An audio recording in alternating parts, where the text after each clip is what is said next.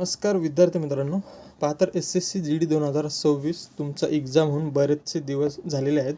सर्वजण फक्त तुमचा रिझल्ट येते कधी ह्याच दिवसाची वाट पाहत असेल. ठीक आहे, तर आजच्या व्हिडिओमध्ये आपण SSC GDचा रिझल्ट कधीपर्यंत येणार आहे एक्सपेक्टेड आणि सोबतच तुमचा फिजिकलचा कट ऑफ किती जाऊ शकतो. ठीक आहे, प्रिव्हियस इयरचे सर्व कट ऑफ माझ्याकडे आहेत, त्याच्याच बेसवर मी तुम्हाला सर्व गोष्टी समजून सांगणार आहे. हे सध्याचं एक्सपेक्टेड कट ऑफ राहू द्या साईडला, पुढच्या नेक्स्ट सांगतोच मी तुम्हाला काय काय असणार व्हिडिओमध्ये. तर ठीक आहे, चला तर व्हिडिओला सुरुवात करूया. विषय असा आहे की बरेच दिवस झाले मी व्हिडिओ टाकला नाही, जवळपास 2 महिने झाले. टेलिग्रामवर सारखे मुलांचे मेसेज येते की सर SSC GDचा व्हिडिओ बनवा, कट ऑफ किती लागेल, मला एवढे मार्क आहे, होईल का नाही का असं.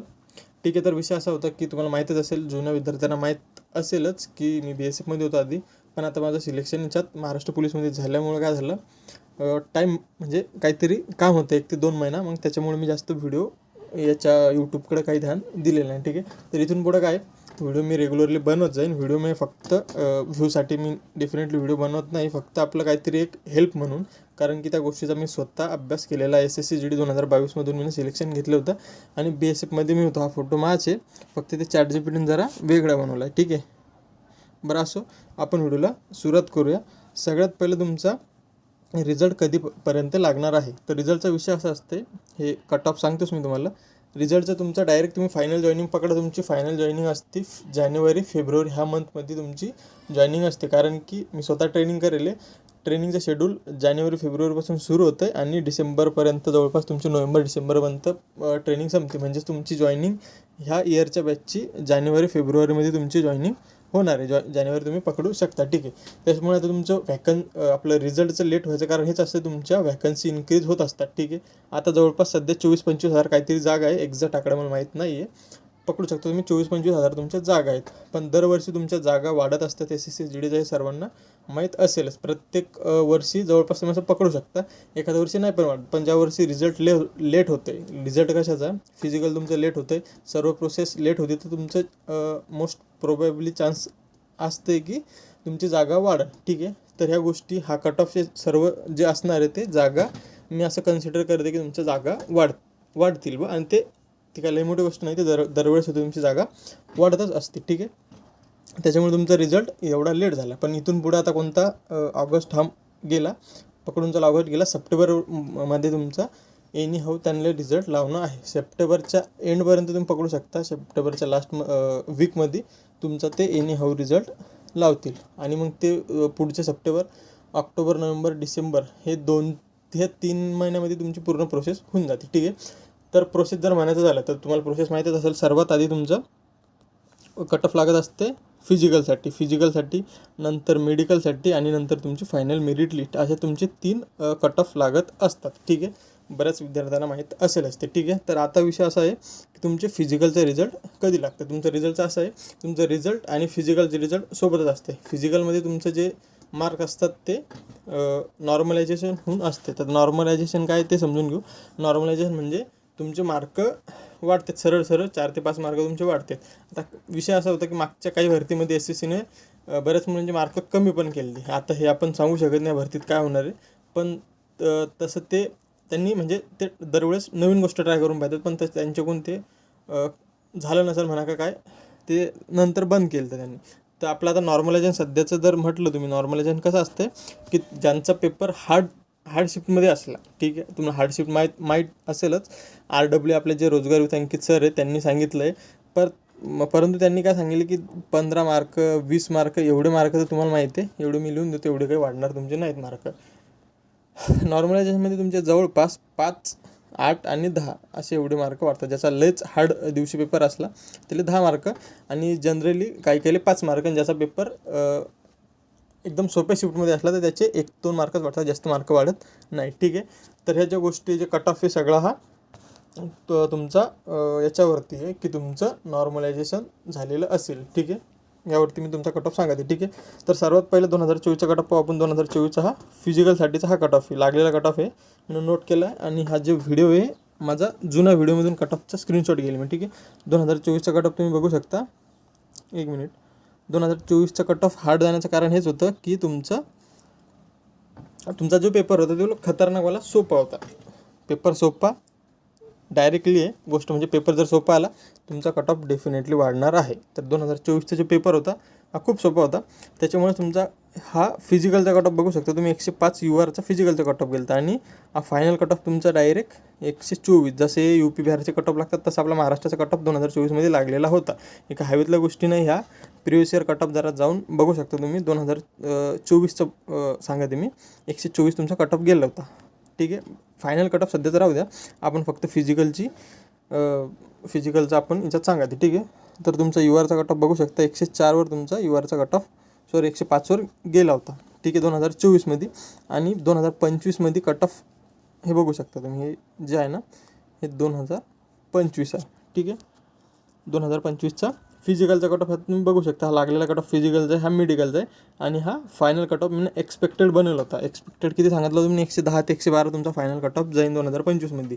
मी कट ऑफ बनवला कसा होता तुमचा डायरेक्ट काय म्हणतात त्याला, गुगल फॉर्म मी भरला होता स्वतः. 1000 ते 1500 पोरांनी फॉर्म भरला होता तो लिटरली.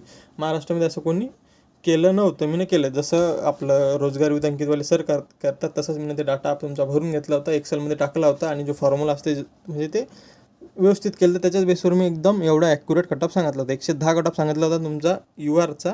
2025चा फायनल कट ऑफ किती गेला होता, 109 गेला होता. ठीक आहे, बरं असं या गोष्टी आपण जास्त याच्यात म्हणजे दुसरं डिस्कस करू राहिलो. आपलं फक्त एवढंच आहे की फिजिकलचा कट ऑफ 2025चा किती होता, 91, 90 कॅटेगरी तुम्ही बघू शकता. UR OBC EWS SC ST हा तुमचा कट ऑफ होता. ठीक आहे, 2025चा. आता 2025चा कट ऑफ हा होता. 2024चा कट ऑफ किती जाईल. ठीक आहे, फायनली आपण विचारवलं आता 2024चा कट ऑफ किती जाईल. ठीक आहे, तर तुम्हाला माहितीच असेल कट ऑफसाठी गोष्टी कोणकोणत्या मॅटर करतात.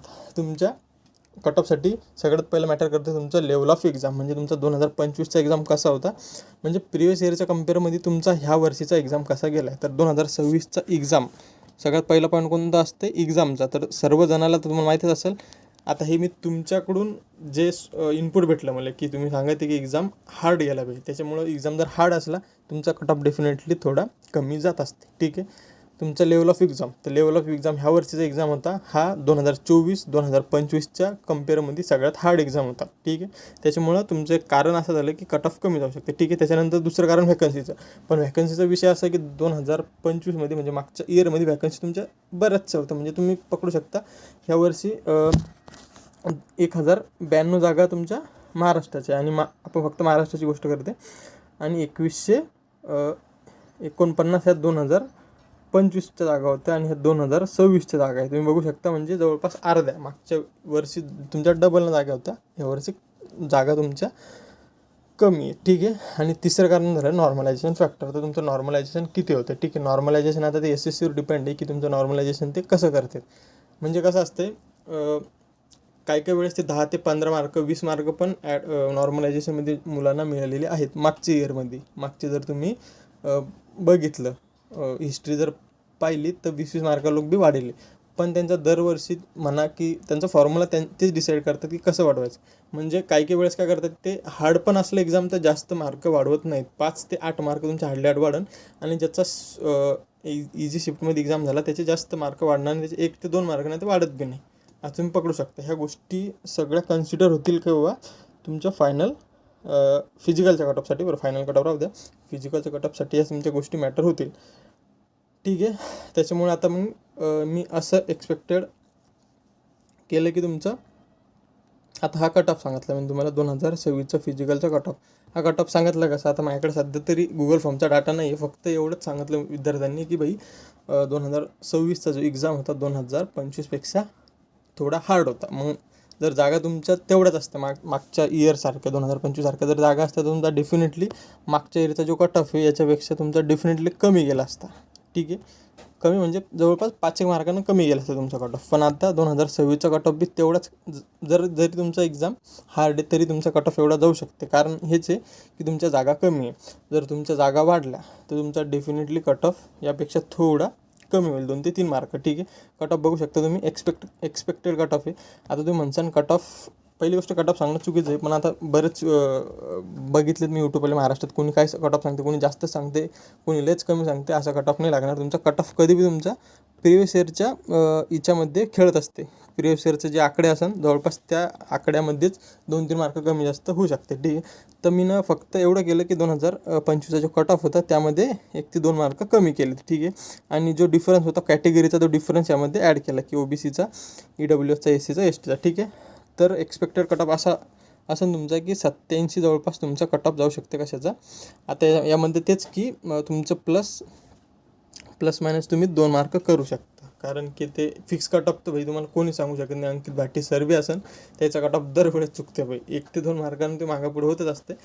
बहुतेक वेळा तो त्याचा कट ऑफ फक्त UP बिहारचा ते ॲक्युरेट सांगते, तर आपला महाराष्ट्राचा कट ऑफ ते डायरेक्ट अंधेधुंदी सांगते, ठीक आहे. त्याच्यामुळे त्यांचं तुम्ही जास्त बघू नका. आणि कोणी पण असेल महाराष्ट्रामध्ये की तुमचा ते ॲक्युरेट कट ऑफ सांगू शकत नाही, ठीक आहे. फक्त तुम्हाला एक डायरेक्शन आहे की तुमचा कट ऑफ असं पकडू शकता तुम्ही, जो मागच्या वर्षीचा कट ऑफ आहे जवळपास तेवढा बी धरू शकता, त्यापेक्षा कमी बी धरू शकता. त्याच्यामुळे म्हणून तुमचा हा एक एक्सपेक्टेड सांगितलं की तुमचा 87, 89, 85, 87 OBC, EWSचा 81, 83, SCचा 84, 86 आणि STचा 75, 77 जवळपास एवढा कट ऑफ जाऊ शकते. हा जनरल एरियाचा आहे. नक्सल एरियाचा कट ऑफ यापेक्षा 5 मार्क अजून कमी जातात, ठीक आहे. आणि जर गर्ल्सची गोष्ट केली, जर गर्ल्सच्या जागा बी ह्यावर्षी महाराष्ट्राच्या फक्त 55 जागा आहे, तुमचा बी चांगला जरा थोडा हाय कट ऑफ पाहायला भेटेल. यामध्ये 1 ते 2 मार्क तुम्ही कमी करू शकता, ठीक आहे. आता तुम्हाला आय थिंक सगळ्या गोष्टी मी क्लिअर केल्या असतील, तरी बी काही गोष्टी आता बरेच दिवस झाले मी व्हिडिओ बनवला नाही, काही गोष्टी अशा नजरअंदाज होऊ शकतात. तर तुम्ही कमेंट म्हणजे मला सांगू शकतास की भाई असं झालं तसं झालं, ठीक आहे. कमेंट बॉक्स आहे आपला, सजेशन त्याच्यात तुम्ही देऊ शकता, ठीक आहे. आणि सगळ्यात मेन आता तुमचा जो हा कट ऑफ आहे, हा कट ऑफ मी फक्त प्रिव्हियस इयरच्या याच्यावर केला. तुमचा डाटा मी आता भरून घेतला असता गुगल फॉर्मवरती, पण आता खूप लेट झालं. आता तुमचं डायरेक्ट फायनल कट ऑफ आपला फिजिकलचा जो लागते त्याच्यानंतरच मी तुमचं गुगल फॉर्म आणि इथून पुढचे जे कट ऑफ राहील, इथून पुढचं जे तुमचं सर्व माहिती राहील चॅनलवर आपल्याला भेटणारच आहे. त्यामुळे चॅनलला तुम्ही सबस्क्राईब करून ठेवा, ठीक आहे. तर जवळपास तुमच्या सगळ्या गोष्टी व्हिडिओमध्ये क्लिअर झाल्या असतील. तुमचं एक्सपेक्टेड कट ऑफ आणि रिझल्ट कधीपर्यंत लागू शकतं. इथून पुढे जी SSC GDबद्दल माहिती असेल नक्कीच आपल्या चॅनलवरती येणार आहे. भेटूया पुढच्या व्हिडिओला भैया. तोपर्यंत जय हिंद, जय महाराष्ट्र.